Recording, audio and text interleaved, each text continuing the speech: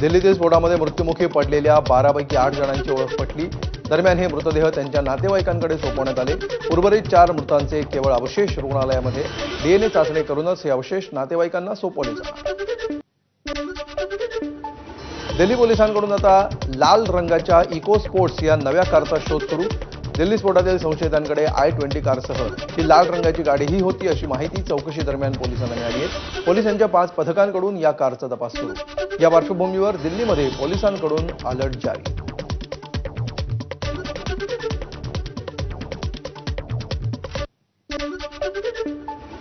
भूतानहून परतताच पंतप्रधान नरेंद्र मोदींनी स्फोटातील जखमींची भेट घेतली। दिल्लीतील LNJP रुग्णालयामध्ये जाऊन मोदींनी जखमींची विचारपूस केली आहे। त्यानंतर रुग्णालयातील अधिकाऱ्यांशीही पंतप्रधान मोदींनी चर्चा केली। दरम्यान या हल्ल्याचा कसून तपास केला जाईल, हल्लेखोरांना सोडणार नाही असं मोदींनी भूतानच्या भूमीत येऊन ठणकावलं होतं। दिल्ली बॉम्बस्फोटाचे नवनवे सीसीटीव्ही फुटेज समोर येत आहेत। अशाच स्फोटानंतरचा एक सीसीटीव्ही देखील समोर आलाय। कंट्रोल रूम मधल्या डेस्कटॉपवर 4 सीसीटीव्ही स्फोटांची दृश्य कैद झाली आहेत। मात्र स्फोटानंतर सीसीटीव्हीचं शूटिंग लगेच बंद झाल्याचं दिसतं। दिल्ली स्फोटातील I-20 कारच्या मागच्या सीटवर स्फोटकं ठेवली होती अशी सूत्रांची माहिती आहे। पोलिसांना I-20 कारमध्ये एक जळालेली बॅग सापडल्याचीही सूत्रांची माहिती आहे। दरम्यान स्फोटकांमुळे लाल किल्ल्याजवळील 8 वाहनं पूर्णपणे नष्ट झाली, तर ई-रिक्षा आणि टॅक्सींसह 22 वाहनांचं नुकसान झालं।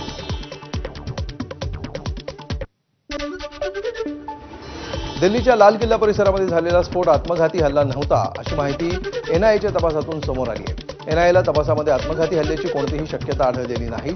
स्फोटकं पकडली जातील या भीतीनं घाबरून स्फोट घडवला असं तपासातून समोर आलंय। तर बॉम्ब पूर्णपणे तयार झाला नव्हता, केवळ कच्च्या स्फोटकांचा स्फोट घडवला अशी सूत्रांची माहिती आहे। स्फोट झाल्यावर कोणताही मोठा खड्डा पडला नाही, परिसरामध्ये कुठेही खेळ किंवा छर्रेही आढळले नाहीत। त्यावरून बॉम्ब तयार झाला नव्हता अशा निष्कर्षाप्रत तपास यंत्रणा पोहोचल्याची माहिती आहे। दिल्लीलगत हरियाणातील फरीदाबादमध्ये छापेमारीमध्ये 3000 किलो स्फोटकं, डिटोनेटर, टायमर, बॉम्ब बनवण्याची सामग्री छाप्यामध्ये जप्त केली होती। त्यामुळे दबाव वाढला आणि घाबरून स्फोट घडवला अशी माहिती आहे। लाल किल्ला परिसरामध्ये झालेल्या स्फोटाच्या तपासासाठी NIAकडून तपास पथक तैनात करण्यात आलंय। NIAचे अतिरिक्त महासंचालक विजय साखरेंच्या नेतृत्वात हे पथक काम करणार आहे। NIAच्या स्पेशल 10 अधिकाऱ्यांची टीम या संपूर्ण स्फोटाचा तपास करणार आहे। या संदर्भात NIA महासंचालक आणि IG प्रमुखांमध्ये चर्चा झाली आहे। घटनास्थळाला भेट देत NIAच्या टीमनं कसून तपास सुरू केलाय। दिल्ली स्फोटाप्रकरणी आणखी एका डॉक्टरला ताब्यात घेण्यात आलंय। कुलगाम जिल्ह्यातल्या डॉक्टर ताजमुलला पोलिसांनी ताब्यात घेतलंय। त्यामुळे आता स्फोटाप्रकरणी अटक करण्यात आलेल्या डॉक्टरांची संख्या 6 वर गेली आहे। डॉक्टर ताजमुल सध्या श्रीनगरमधल्या SMHS हॉस्पिटलमध्ये कार्यरत आहे।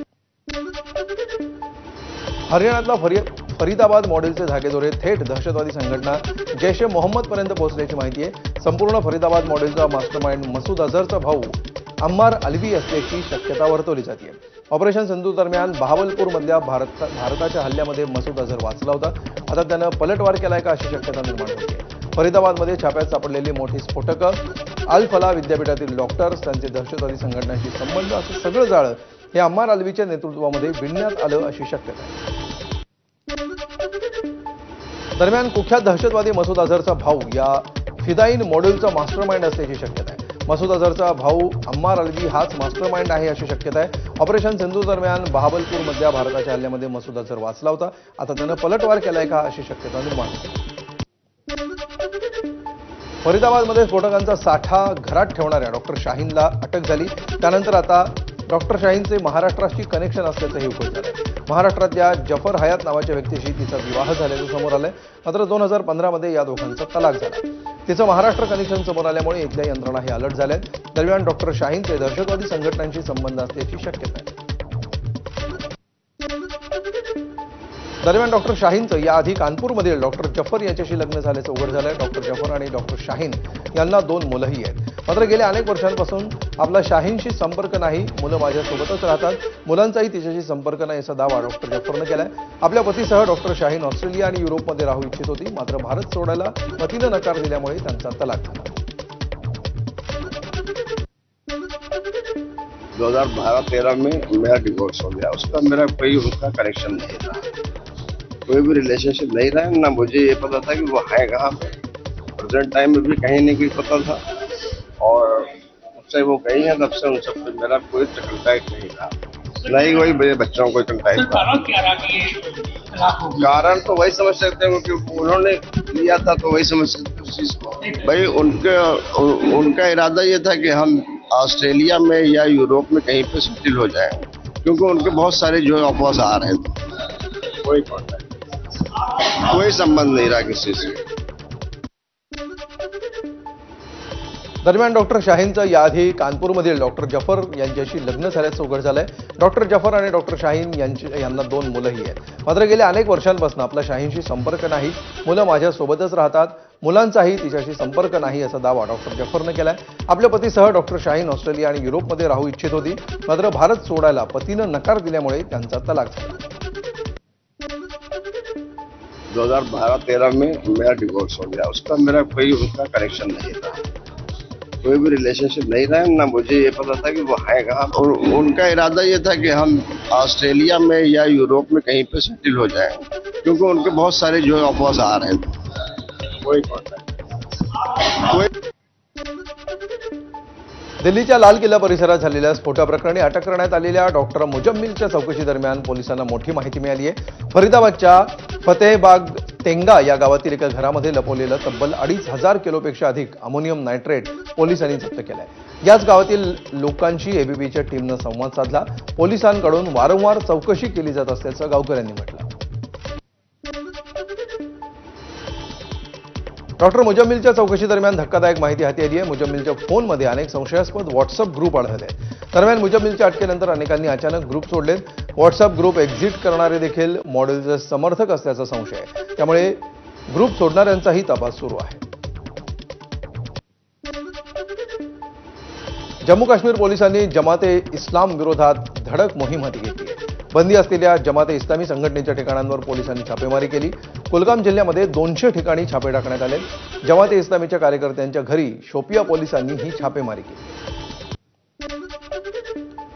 दिल्ली बॉम्बस्फोट प्रकरणातील आरोपी डॉक्टर उमर उन नबीची कागदपत्र आणि शैक्षणिक प्रमाणपत्र एबीपी मासाच्या हाती लागली आहेत। 7 जून 2024 रोजी तो फरीदाबादच्या अल फलाह विद्यापीठामध्ये जनरल मेडिसिन विभागामध्ये सहाय्यक शिक्षक म्हणून रुजू झाला होता। त्यानं काश्मीर विद्यापीठातून एमबीबीएसचं शिक्षण घेतलं होतं आणि त्याचं प्रमाणपत्र देखील मिळालं। शिवसेना आणि राष्ट्रवादी पक्ष आणि जिल्ह्याची सुनावणीसाठी आता नवीन तारीख मिळाली। या दोन्ही पक्षांच्या वादावर आता सर्वोच्च न्यायालय पुढच्या वर्षी म्हणजे 21 जानेवारीला सुनावणी घेणार आहे। युक्तिवादासाठी दोन्ही पक्षांना 2-2 तासांचा वेळ मिळणार आहे, म्हणजे स्थानिक स्वराज्य संस्थांच्या निवडणुका जवळपास पार पडल्यानंतरच याचा फैसला होण्याची शक्यता आहे। सुप्रीम कोर्ट हे अत्युच्च आहे। आम्हाला आजही विश्वास आहे की ते न्याय करतील, परंतु न्याय हा वेळेत झाला पाहिजे, तरच त्या न्यायाला अर्थ असतो आणि तो न्याय वेळेत व्हावा, लवकर व्हावा अशी आमची अपेक्षा होती। परंतु आज त्यांनी दिलेलं 21 तारीख ही शेवटी आपल्याजवळ दुसरा काय पर्याय नसतो। माननीय सुप्रीम कोर्टाला ज्याप्रमाणे त्यांना वाटलं त्याप्रमाणे त्यांनी मुंडवा जमीन घोटाळ्याच्या निष्पक्ष चौकशीसाठी अजित पवारांनी उपमुख्यमंत्री पदाचा आणि पुण्याच्या पालकमंत्री पदाचा राजीनामा द्यावा अशी मागणी अंजली दमाने यांनी केली आहे। शीतल तेजवानीकडे असलेली पॉवर ऑफ अटर्नी रजिस्टर्ड नाही, तिला गायकवाड कुटुंबातर्फे सहीचे अधिकारही नाहीत, याकडे त्यांनी लक्ष वेधलंय। करार रद्द करण्याचे अधिकार पार्थ पवार अमेडिया कंपनीकडे नाहीत, तर केवळ सिव्हिल कोर्टामध्ये जाऊन सरकारच करार रद्द करू शकतं असं दमाने यांनी म्हटलंय। व्यवहारांची संपूर्ण माहिती पार्थ पवारांना होती, त्यामुळे माहिती नव्हती असं म्हणून ते सोडू शकत नाहीत, याकडेही त्यांनी लक्ष वेधलंय। व्यवहाराबाबत प्रत्येक पार्टनरला शिक्षा भोगावीच लागेल असंही दमाने यांनी म्हटलं। की ही जी आहे ती पॉवर ऑफ अटॉर्नी आहे, ही रजिस्टर्ड पॉवर ऑफ अटॉर्नी मुळात बिलकुल नाहीये आणि जर ही नीट वाचून बघितली तर याच्यात विक्रीची सही करण्याचे अधिकार नाहीयेत। तर पहिला प्रॉब्लेम की ते रजिस्टर्ड नाहीये, दुसरा प्रॉब्लेम विक्रीची सही करण्याचे अधिकार नाहीयेत आणि तिसरा प्रॉब्लेम की ती विक्रीची पॉवर घेऊन उपयोग काय, ती जमीनच जर त्यांच्या नावावर नसेल तर हे सगळे उद्योग करून हे जे केलेलं आहे ते एक भयानक मोठं फ्रॉड आहे आणि त्यासाठी पहिलं म्हणजे अजित पवारांनी तात्काळ राजीनामा दिला पाहिजे उपमुख्यमंत्री पदाचा आणि पालकमंत्री पदाचा, तरच याच्या चौकशी होऊ शकेल। दरम्यान पुण्यातील जमीन घोटाळा प्रकरणातील निलंबित तहसीलदार सूर्यकांत येवलेचे नवे कारनामे समोर आले। येवलेवर 14 वर्षांच्या कारकिर्दीमध्ये 7 वेळा भ्रष्टाचाराचे आरोप झाले असून येवले 3 वेळा निलंबित झाला आहे। आरटीआय कार्यकर्ते विजय कुंभारांनी भ्रष्टाचाराचे पुरावे समोर आणले। आणि यानंतर एक मोठी बातमी येते आहे। अजित पवारांनी जेजुरीमध्ये शरद पवारांना धक्का दिल्याची बातमी आहे। अजित पवारांकडून जयदीप बारभाई यांना नगराध्यक्ष पदाची उमेदवारी जाहीर करण्यात आली आहे। जयदीप बारभाई हे अजित पवारांच्या राष्ट्रवादीमध्ये प्रवेश करणार आहेत। जयदीप बारभाई यांच्या सोबत त्यांचे अन्य सहकारी देखील प्रवेश करणार असल्याची माहिती जयदीप बारभाई यांनीच दिलेली आहे। निवडणुकीच्या पार्श्वभूमीवर शरद पवारांना अजित पवारांकडून हा मोठा धक्का मानला जातो।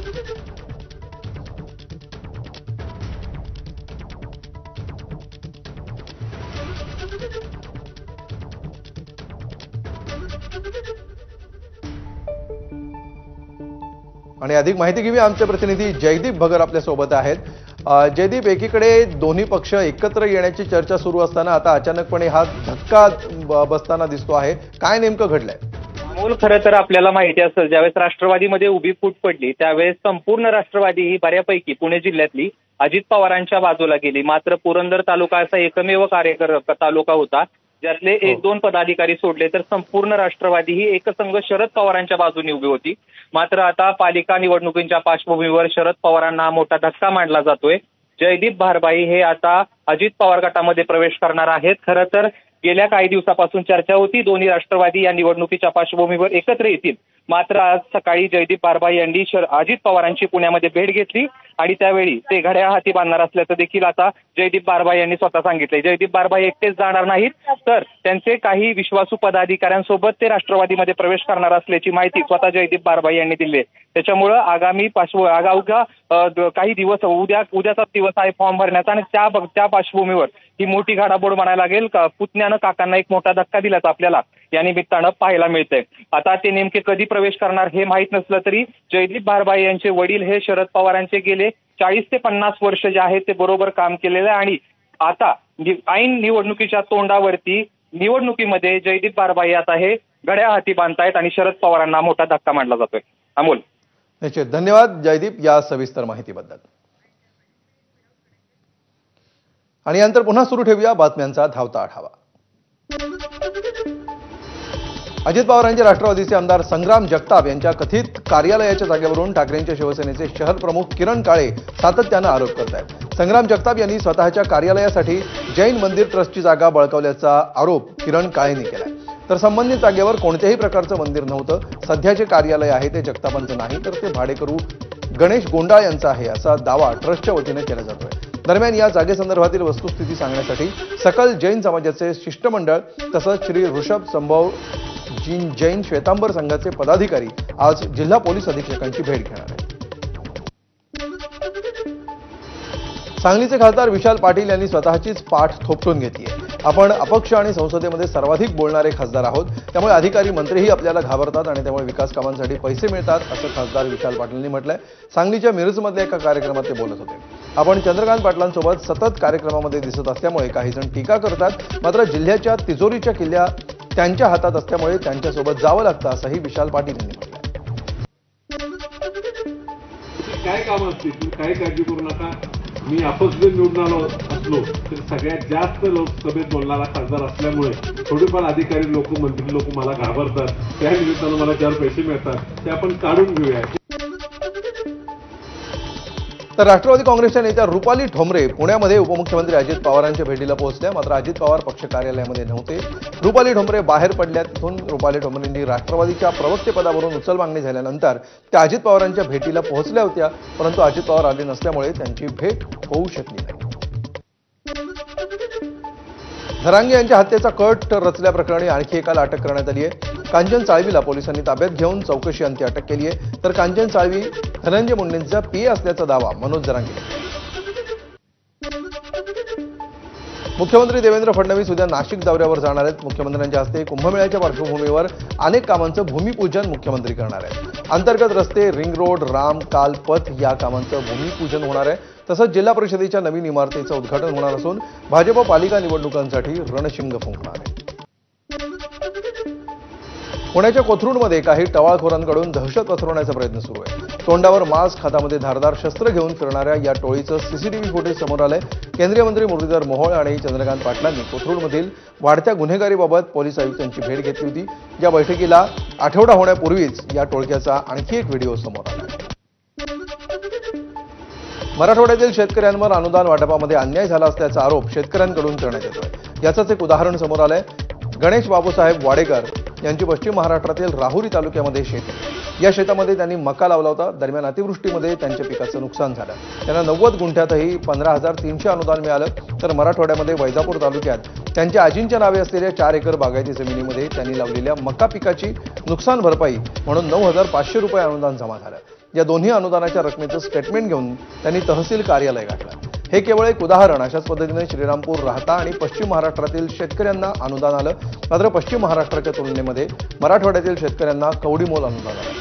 ज्यामुळे या संदर्भात शेतकरी संघटनेकडून सोमवारी म्हणजे 17 नोव्हेंबरला तहसील कार्यालयासमोर आमरण उपोषण करण्याचा इशारा देण्यात आला. पश्चिम महाराष्ट्रामध्ये 90 गुंठ्यासाठी 15,300 रुपये अनुदान जमा झालेलं आहे आणि मराठवाड्यामध्ये वैजापूर तालुक्यामध्ये 4 एकर जमिनीसाठी बागायती जमिनीसाठी 9,500 रुपये अनुदान जमा झालेलं आहे. दोन्हीमध्ये इतकी तफावत कशी आहे? चे काय कारण असू शकतात? मागणी एवढीच आहे की दोन्ही तालुक्यामध्ये व जिल्ह्यामध्ये इतकी तफावत कशी असू शकते? तिकडे जर 15-17,000 रुपये हेक्टरी अनुदान जमा होत आहे तर मग इकडे का बरं नाही? सांगलीतील उत्तम मोहिते हत्या प्रकरणी 8 आरोपींची नावं समोर आली आहेत. उत्तम मोहिते हे दलित महासंघाचे मोहिते गटाचे संस्थापक अध्यक्ष होते. शाहरुख शेख या आरोपीनं 8 मित्रांना घेऊन मोहितेंची हत्या केल्याचं समोर आलंय. तर मोहितेंच्या हत्येनंतर शाहरुख शेख याचाही मृत्यू झाला अशी माहिती पोलिसांनी दिली आहे. अमरावतीच्या बडनेरा रोडवरील साहिल लॉनमध्ये सुरू असलेल्या लग्न समारंभामध्ये काल रात्री अचानक गोंधळ उडाला. साहिल लॉनमध्ये बडनेरामधील सुजलराम समुद्रे याचा विवाह समारंभ सुरू असताना 2 युवकांनी नवरदेव सुजलाम समुद्रे याच्यावर धारदार चाकून हल्ला केला. या हल्ल्याचे ड्रोन व्हिडिओ समोर आले. नवरदेव सुजलराम हा जखमी झाल्यावर नववधू या ठिकाणी चक्कर येऊन पडली. नवरदेवाचे वडील आरोपींना पकडायला गेले. त्यांच्यावर देखील हल्ला करण्याचा प्रयत्न आरोपींकडून करण्यात आला. आरोपी दुचाकी वाहनावर बसून पळून गेल्याचा संपूर्ण व्हिडिओ ड्रोन कॅमेऱ्यामध्ये कैद झालाय. या हल्ल्यामध्ये नवरदेव गंभीर जखमी झाला असून त्याला तातडीने उपचारासाठी रिम्स रुग्णालयामध्ये दाखल करण्यात आले. मुंबईमध्ये सोन्याची तस्करी आणि सोनं वितळवणाऱ्या रॅकेटचा पर्दाफाश झालाय. 11 किलो 880 ग्रॅम सोनं जप्त करण्यात आलंय. 11 जणांना अटक करण्यात आली आहे. ऑपरेशन बुलियन ब्लेज अंतर्गत DRI कडून ही कारवाई करण्यात आली आहे. 11.88 किलो सोन्याची किंमत आहे. 7 ते 8 कोटी रुपये परदेशातून हे सोनं तस्करी करून गुप्त भट्ट्यांमध्ये वितळवलेलं सोनं स्थानिक बाजारपेठेमध्ये बेकायदेशीरपणे विकलं जायचं. या प्रकरणी 2 अवैध वितळवणी युनिट्स आणि 2 अनधिकृत दुकानांवर कारवाई करण्यात आली. बीडच्या आष्टी तालुक्यातील वाकी परिसरामध्ये वाळू माफियांची दहशत पाहायला मिळाली. 9 जणांच्या टोळक्याकडून शेतकऱ्यावर तसंच घरावर आणि वाहनांवर हल्ला करण्यात आलाय. वाकी परिसरामध्ये असलेल्या सीना नदीपात्रामध्ये अवैधरित्या वाळू वाहतूक सुरू होती. याच दरम्यान नदी शेजारी असलेल्या एका शेतकऱ्यानं हा प्रकार रोखला. त्यामुळे संतप्त झालेल्या टोळक्यानं 2 शेतकऱ्यांवर हल्ला केलाय. या प्रकरणामध्ये एकूण 9 जणांविरोधात आष्टी पोलीस ठाण्यामध्ये गुन्हा दाखल करण्यात आलाय. मुंबईमध्ये भुयारी मलनिस्सारण टाकी साफ करताना 2 मजुरांचा मृत्यू झाला. पवई हिरानंदानी इथल्या राज ग्लँडर या गगनचुंबी इमारतीमध्ये ही घटना घडली. मलनिस्सारण टाकी साफ करताना 3 मजूर गुदमरले. यापैकी 2घांचा मृत्यू झाला तर 1 जण अत्यवस्थ असल्याची माहिती पोलिसांनी दिली आहे. जखमींवर हिरानंदानी रुग्णालयामध्ये उपचार सुरू आहेत. बॉलिवूड अभिनेता गोविंदाला रुग्णालयातून डिस्चार्ज देण्यात आलाय. 61 वर्षीय गोविंदा घरामध्ये अचानक बेशुद्ध पडला. त्यानंतर त्याला तातडीनं रुग्णालयामध्ये दाखल करण्यात आलं. काल रात्री उशिरा मुंबईतील जुहूमधल्या क्रिटिकेअर रुग्णालयामध्ये त्याला दाखल करण्यात आलं होतं.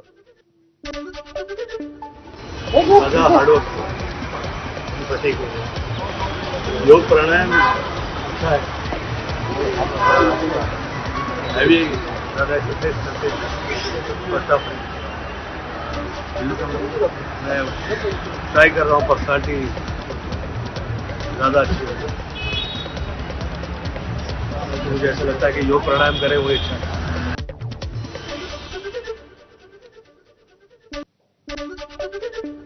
अभिनेते धर्मेंद्र यांना ब्रीच कँडी हॉस्पिटलमधून डिस्चार्ज देण्यात आलाय. धर्मेंद्र यांच्यावर घरीच उपचार केले जाणार असल्याची माहिती त्यांच्या कुटुंबियांनी दिली आहे.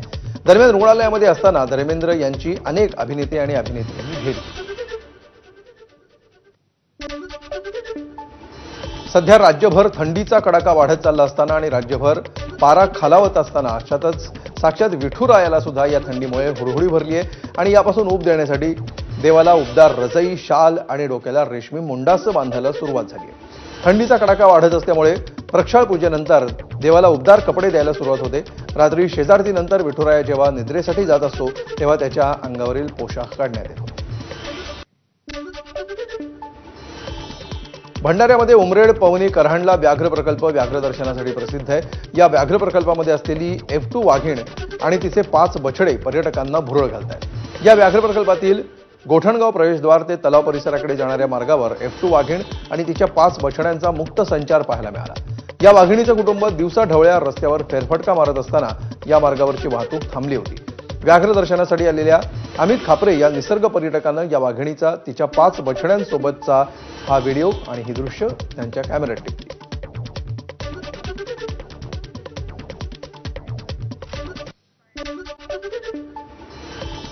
आणि या